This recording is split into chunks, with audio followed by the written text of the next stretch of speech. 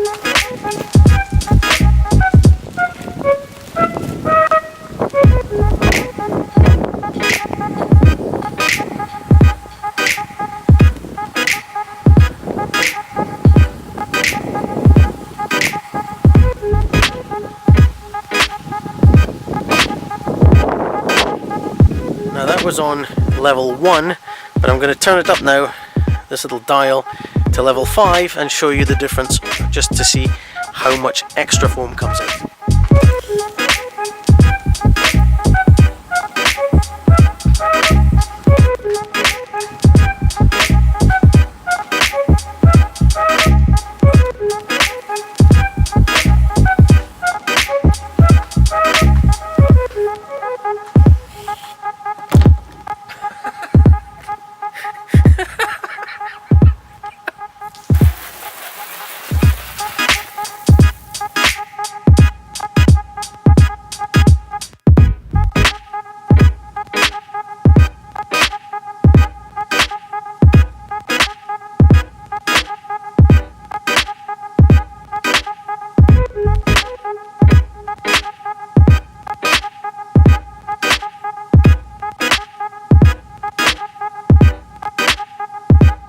We've moved inside now, so we can take a proper look at what £8.97, I believe, is what I paid for this, gets you. So what this is, like I said, it comes in 3 parts. in the box, first of all, is the quick release handle. This is not bad actually. It's a hefty piece of kit. It feels solid. There's obviously a decent amount of metal in there. There looks like brass connectors on the hose end and on the foaming end. And you've got the handle which squeezes at the back, which pulls this thing here. And if you want to squeeze on for a long time and keep it on, I can't do it with one hand. Come on, flip this over and it sits in behind the handle and holds it into the squeezed position. Now, there's not much in the way of flow control. Really, you have to be super gentle to get a small flow. Otherwise, it tends to just be an on-off. So we're going to plug that in just now and have a look. All right, so the flow, or at least the spray, is determined by this nozzle here. Turning it gives you different fan sprays. I would have preferred if you got something which was maybe a fan to else, you know, a fan to a jet, but it doesn't. What you notice there though is this is completely closed, which means nothing comes out until I give it a twist, and now we've got some spray. So again, you go from like a super fine, and then it works the cone inwards and down and in, and eventually closer and closer until you get to a jet and out again. So if that's of interest to you, that's what that does. I generally open it all the way to a jet type before connecting it to the foaming end. So let's look at the next part. We'll shove that just there, which is the foaming bottle. I've left this connected. So this is a quick connect with a ring release here, and you just pull it back to allow this in, and that's it. Now it does, well, it's a little bit wobbly there, but that's because of this, the sprayer. If you turned the sprayer all the way to the closed position, you would find that it doesn't move at all once I've got it right down there, or at least barely. So it does make the sprayer a little wobbly. It's not ideal, but again, for the price, do you really care? Let's see, is that back on? Yeah, that's fine. So hook back in there, but again, a nice solid brass connector. I like that. Connecting it up to here, it doesn't give you much room to grip. It's just a finger grip thing. It's not much to get your fingers in there. Make sure you do that when your hands are dry. But that connects onto here. This has got the dial, which goes from 0 to 5, and that's your flow for the amount of detergent or snow foam, whatever you've got in here, will pick up. On 0, it picks up nothing. I will confirm that for sure. 0 picks up nada. 5 picks up a lot, and it does go through this bottle really fast. So keep that in mind. 1 isn't bad. Again, it depends on your snow foam. Not all snow foams are made equal. Some are more potent than others. If you just want a basic pre-wash, then I'm sure you could just use regular car shampoo, which is what I'm going to use just now to demonstrate this. Then this part here, as I mentioned before, this is the essential part for foam. Let's bring that up to where you can actually see through it, because you can see the holes there, and this is what brings air into the compartment. By taking this off, all you're doing is squirting a soapy solution out in a jet. It doesn't do anything, but by coming through here, it's pulling air with it, and that air is mixing in and going through this nozzle, which is kind of squashing it down, and it's squishing the air and the water together and creating the foam. And if I can get this angled right, no, you can't really see it. I'd need to try and focus very closely on there, but you can actually, if you look closely, you can see the jet of water flowing through there. Oh, you can actually see it, yeah, blocking out the light. So it flows through here and creates a foamy end. Now obviously with just water it doesn't create any foam, it's just water, but once there's some suds and detergent in there, you're going to see that it's going to foam up. So we're going to fill that up with some really cheap, super basic, supermarket bargain, £2 wash and wax. So let's fill that up and give it a try.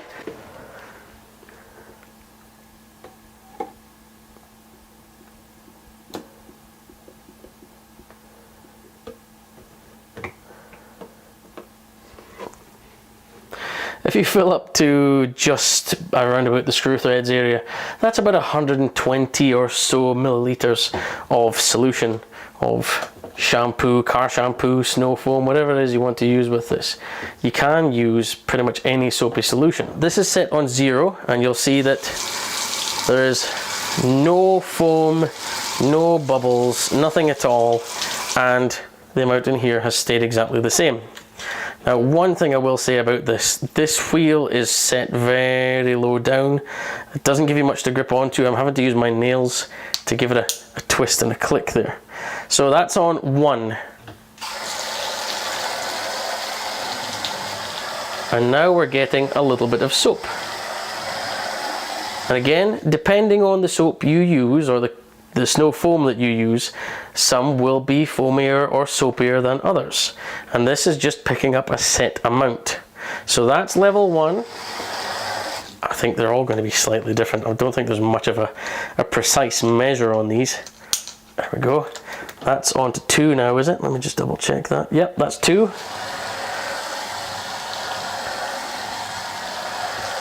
It's not far off of 1, to be honest. Let's give it another click. That's now on 3. Okay, maybe a little bit more. Let's go to 4. There we go, 4. I'm shredding my fingernails here. 4 is kind of similar to 3. Not a big, huge difference there. Let's go to 5. 5. And this is the foamiest it should get, again depending on the soap, but this is pulling through a lot of foam. Now let me just show you this, and you'll see just how much this disappears. I'm just switching it on. Just watch the bottle and see how fast it moves.